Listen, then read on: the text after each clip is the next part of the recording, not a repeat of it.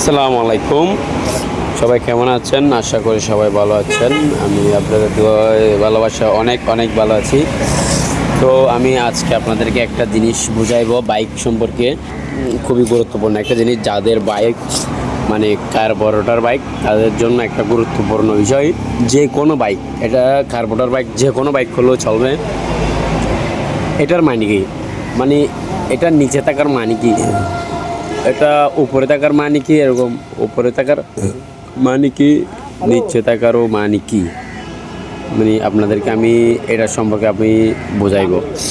তো দেখেন, এখন হচ্ছে F5টা খুলে দেখাচ্ছি। কারণ আমি F5টা খুলে ফেলছি। এখন হচ্ছে দিক দিয়ে তেল মানে পড়তেছে না, ঠিক আছে? এই দিয়ে তেল পড়তেছে না। যখন আমি এভাবে করবো তখন তেল পড়তেছে, মানে যখনই আমি নিচের দিক দিচ্ছি তেল পড়তেছে, আবার আমি উপরের দিক দিলেও তেল পড়তেছে।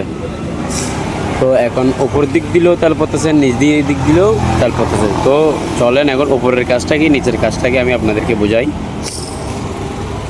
আপনি যদি এটা যদি উপরে দেন, এটা যদি এরকম উপরে করে দেন, তাহলে ঠিক ট্যাঙ্কির তলায় যা তেল আছে সব টেনে ফেলবে।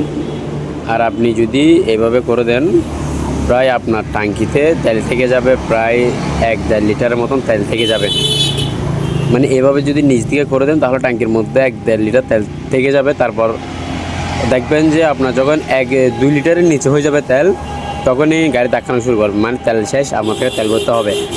আর আপনি কোনো একটা জায়গায় বেজে গেছেন, এটা রাখার কারণ আপনার সুবিধা কি আমি এটা বুঝিয়ে দিচ্ছি।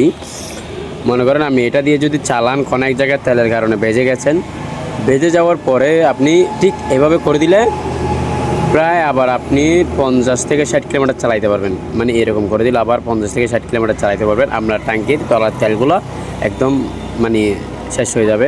তো আপনি যদি ঠিক এভাবে করে দেন, আপনার এখানে ট্যাঙ্কিতে তেল থেকে যাবে প্রায় 1-1.5 লিটারের মতন তেল থেকে যাবে। তো আপনি সবসময় 2 লিটারের উপরে তেল ভরে রাখবেন বাইকে, 2 লিটারের উপরে তেল ভরে রেখে এভাবে ঠিক এভাবে করে রাখবেন। মানে আমার থেকে সবসময় ট্যাঙ্কি ফুল থাকে, মানে এখন তো তেল পাওয়া যাচ্ছে না, তারপর ট্যাঙ্কি ফুল থাকে আমার থেকে সবসময়। এখনও একবারে কম না হলো 8টার উপরে আছে ট্যাঙ্কিতে তেল, যার কারণে আমি এই যে এরকম রাখি। তো এরকম রাখার মানে আর একটা সুবিধা কি, আপনার কার্বোরেটরটা খুব তাড়াতাড়ি নষ্ট হবে না। মানে এরকম করে দিলে খুবই তাড়াতাড়ি কার্বোরেটর নষ্ট হয়ে যাবে। এটা কী কারণে, এখান থেকে ময়লা যা আছে সব চলে যাবে, মানে ট্যাঙ্কিতে যা ময়লা আছে সব তাড়াতাড়ি কার্বোরেটর চলে যাবে।